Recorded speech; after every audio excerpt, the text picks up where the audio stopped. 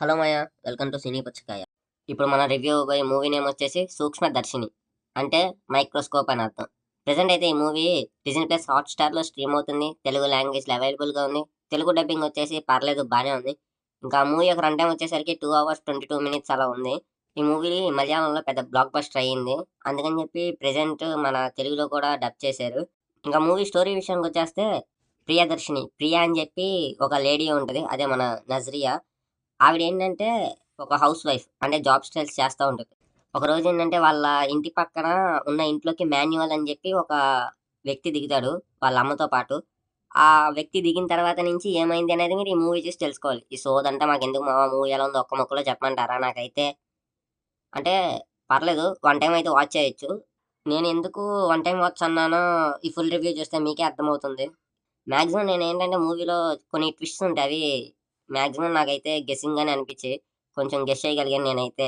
ఇంకా first half విషయానికి వచ్చేసరికైతే చాలా అంటే చాలా ఫ్లాట్‌గా ఉంటది. అంటే నార్మల్‌గా ఏంటంటే ప్రొసీడింగ్స్ అంటే కొంచెం సస్పెన్స్ థ్రిల్లర్ కదా! కొంచెం అలాగే ఉంటది. కామెడీ అన్నారు. నాకైతే కామెడీ అంతగా ఏమి అనిపియలేదు.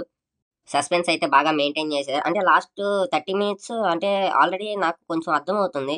కానీ ఎంత అర్థమైనా కూడా ఆ సస్పెన్స్ అనేది చాలా బాగా మెయింటైన్ చేశారు. మీరు ఫస్ట్ హాఫ్ ఇంటర్వెల్ ఒక 1 అవర్ దాకా మీరు గనక మూవీ చూసేటట్టు ఉంటే, అంటే ఆ మూవీ మీకు అక్కడి దాకా బోరింగ్ కొట్టకుండా ఉండేటట్టయితే మిగిలిన మూవీ అయితే మీకు వర్త్ అని చెప్పాలి. మిగిలిన సెకండ్ హాఫ్ అయితే.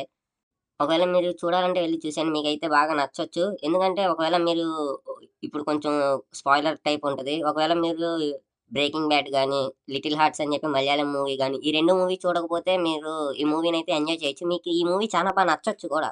'బ్రేకింగ్ బ్యాడ్‌లో' ఏంటంటే ఒక సీన్ ఉంటది. స్టార్టింగ్ ఫస్ట్ సీజన్‌లో అంటే ఆ సీనును అలాగే 'లిటిల్ హార్ట్స్‌లో' ఏంటంటే సెకండ్ హాఫ్‌లో ఒక కాన్ఫ్లిక్ట్ వచ్చిద్ది. దానికి కొంచెం అపోజిట్. అంటే ఆ 2 కలిపి ఇందులో పెట్టినట్టు అనిపించింది నాకైతే.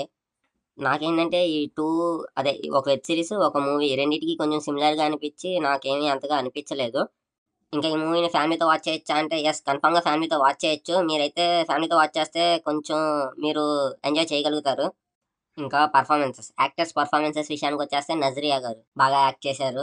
మూవీ మొత్తానికి కొంచెం దాకా అన్నా చూసానంటే అది ఆవిడ వల్లే. అండ్ 'జోసెఫ్' గారు. ఈయన కూడా బా యాక్ట్ చేశారు. ఏంటంటే ఆ రోల్‌లో ఉండే ఇంటెన్సిటీను, కామెడీ మొత్తాన్ని కలిపి బాగా బ్లెండ్ చేసి యాక్ట్ చేశారు. నిజంగా చానా అంటే చానా బాగుంది. అంటే స్టార్టింగ్ మొత్తం డౌట్ ఈయన మీదే ఉంటది. అలా యాక్ట్ చేశారు ఈయనైతే. ఆల్రెడీ ఈయన యాక్టర్ కమ్ డైరెక్టర్. అంటే చానా మూవీస్‌లో యాక్ట్ చేశారు. అలాగే డైరెక్షన్ కూడా చేశారు. ఈ మూవీకి డైరెక్టర్ కూడా ఈయనే. అండ్ మిగిలిన వాళ్ళు వాళ్ళకి ఉన్న రోల్‌లో వాళ్ళు బానే యాక్ట్ చేశారు. And thank you for watching this video.